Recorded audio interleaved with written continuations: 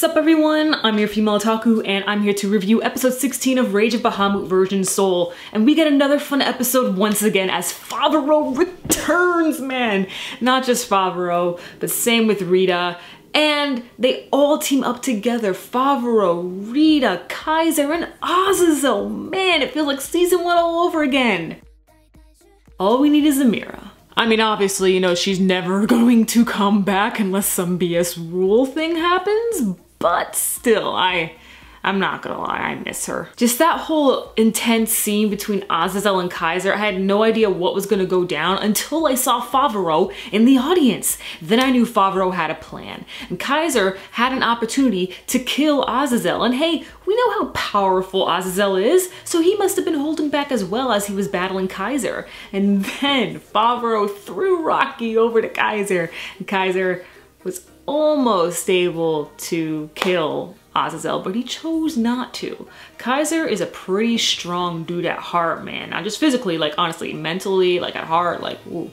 Kaiser, that's really big of him. He is a really righteous dude. And then Favaro comes in with his ridiculous self in this extremely odd outfit, throws a bunch of giant smoke bombs everywhere, and they were able to escape, meeting up with Rita and them deciding to investigate on Cherios' little device there that was able to stop the gods and hopefully use it to their advantage. And, well, either use it to their advantage or stop it completely. I think they're actually trying to stop it completely, but hey, whatever it takes to save the demons. Meantime, back over in the land of the gods, well, I guess not, because they actually left the land of the gods. Nina, Bacchus, Hamsa, and El, they all left.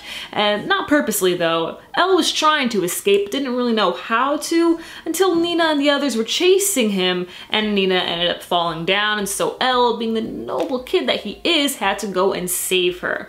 And even went through the barrier as well, and then Bacchus and Hamsa followed suit. We actually found a little more about the whole exile thing with Bacchus and Hamsa, which I'm really starting to think that it's a mistranslation, as it doesn't really seem like an exile at all. I'm very confused with this because they went back and forth on this whole exile thing a lot with this episode. Nina was talking to Hamsa about the whole exile thing, and Bacchus was saying, oh no, we purposely left. And then Hamsa was all like, yeah, he's just saying that, but really we were exiled. And then Bacchus went on saying how he didn't like the whole scene with, you know, the land of the gods, and he thought it was very boring, so he decided to go down to Earth. And Hamsa agreed with him, and then Hamsa was saying how Bacchus fell in love with a human woman, was chasing after her.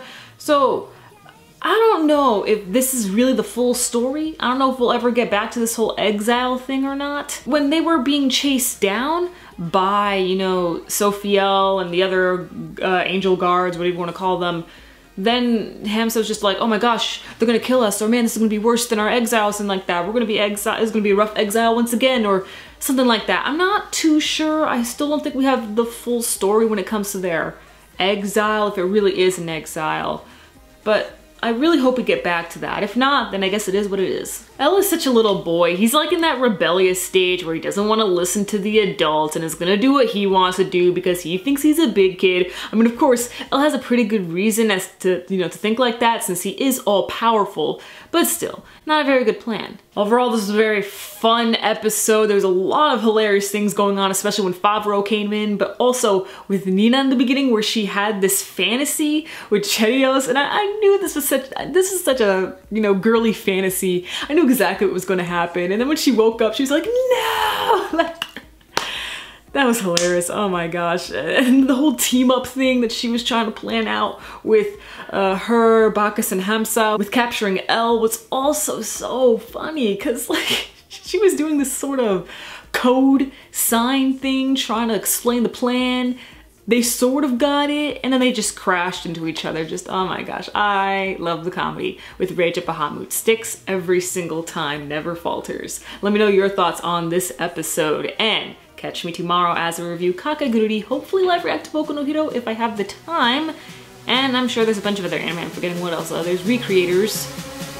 That's it. That's it. I'm your female otaku. Sayonara.